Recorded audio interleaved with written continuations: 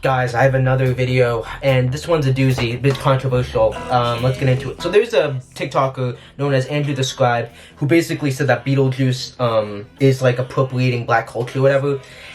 And I'm not trying to be angry, but I'm just gonna give my counter on what he's saying is pretty wrong. For starters, the book uses a number of modern slang words and phrases, terms like woke, to cash in on the pop culture relevancy for a few laughs. Many would call that Gen Z or internet slang. They would be wrong. Gen Z, internet slang, whatever you want to call it, is actually appropriated AAVE. So when that language is being used in the show, and with such a low representation of black actors in the cast, the language of black people is being used, but the people themselves feel largely erased. Now, he's saying that this is appropriated APPPA language or whatever, which is basically black cultural language, and it is true, and it is a problem. Black people have used slang and terms, and they have been taken on by white people and made popular because white people are, for some reason, by society, able to say these terms, but when black people say it, they just are looked upon as stupid and illiterate, which is an issue. But that is a societal issue, and I think it is better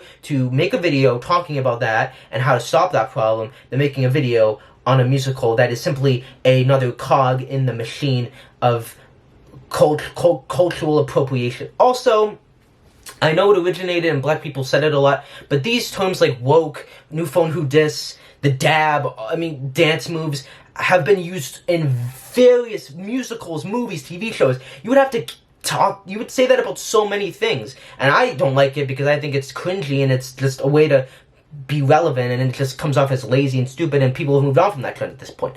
But I will say is that I think that these terms have transcended race to the point where they are just popular terms that anyone should be able to laugh at and say, even if it's on a black person saying that. Again, that is my opinion.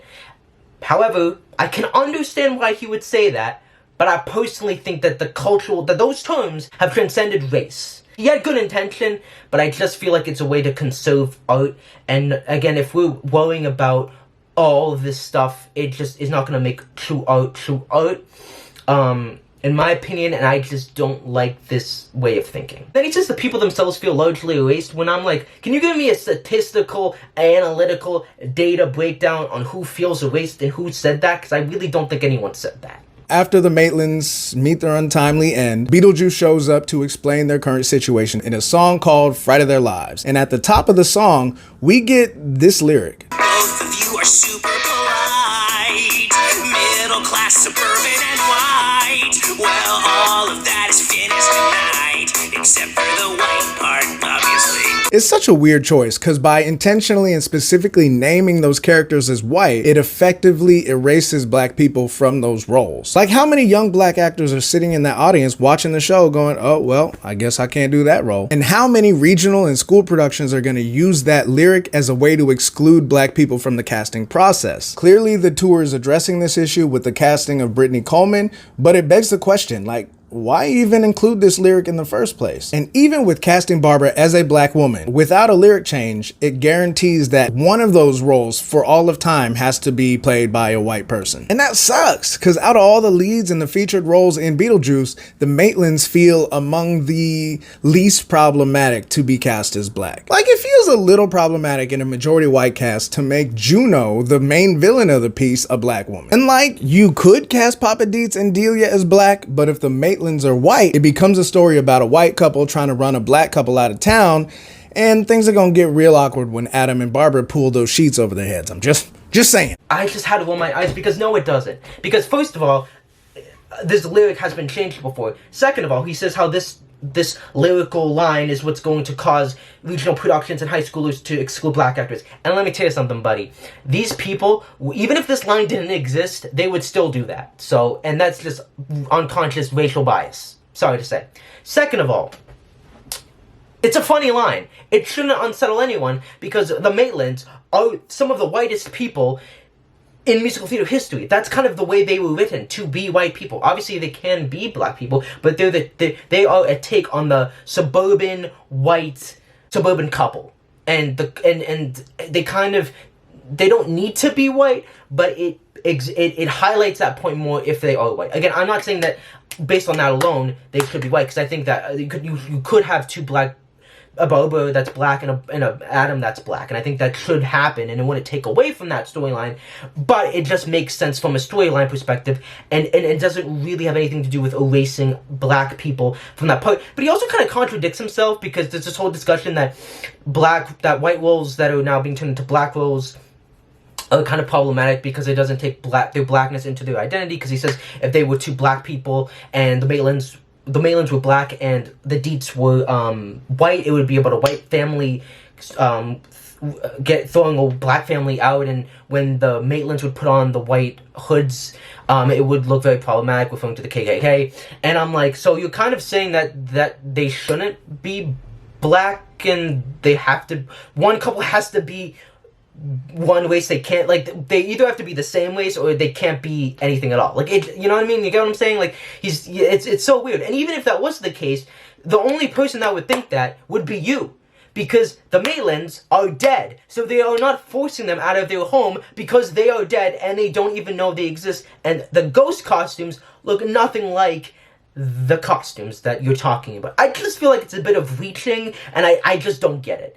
I can understand that viewpoint, I can understand why you would come to that conclusion, but I just think, and I'm sorry to be so blunt, it's a bit stupid. Given the comments that Tim Burton has made about forced diversity, it's troubling that the program goes out of its way to thank him for his creativity and artistry, but not Harry Belafonte, whose musical contributions were so iconic to the movie that people would have rioted in the streets had they not been included in the stage show. And though Deo and Jumpin' the Line are in the musical, they're sung by a majority white cast in that special kind of way that white people have been known to sing black music. Cadillac, Cadillac, Cadillac, brought me a Cadillac car. So those numbers feel kind of whitewashed. And this amazing black artist is kind of erased. So while the show is a good time, it thanks and shouts out a creator who advocates for erasure, and in subtle ways, it honors his request. The music, the language, blackness is baked into the DNA of the show, even from the source material. But black people are noticeably absent on the stage, something that I look forward to tours and regional productions fixing.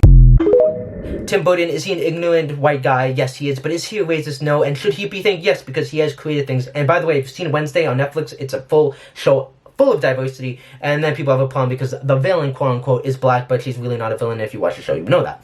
And I do think that in the time period that Tim Burton sets his films in, it makes sense for there to be white people. Obviously, movies are not a historical document, so they don't need to have white people in them, and I think Tim could have done a better job, but he came up in a much different culture, and at the same time, when he does have black roles in it, they mean something, and they're not just a diversity checkbox. And honestly, I'd rather see that than just have diversity, because we gotta have a black person. I know it's a contentious debate. You can agree with me, you can disagree with me. Also, Tim Burton saying that black people wouldn't work in this aesthetic is not true. That is a thing that people made up in TikTok comments.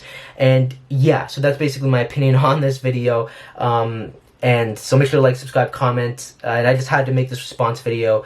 I don't think Tim Burton is a racist. He is just ignorant, but so are all white males in film industry, and that's really what it comes down to. And has he made mistakes? 100%. Could he have had more diversity? 100%. But I can see why he would not have in his films black people, because they were not prominent in society at that point in those time periods. However, you can make an argument that it's not a historical document, but that's the lens of which he chose to go on with. Maybe it's a bit flawed, but it makes sense, and you gotta give him respect for that.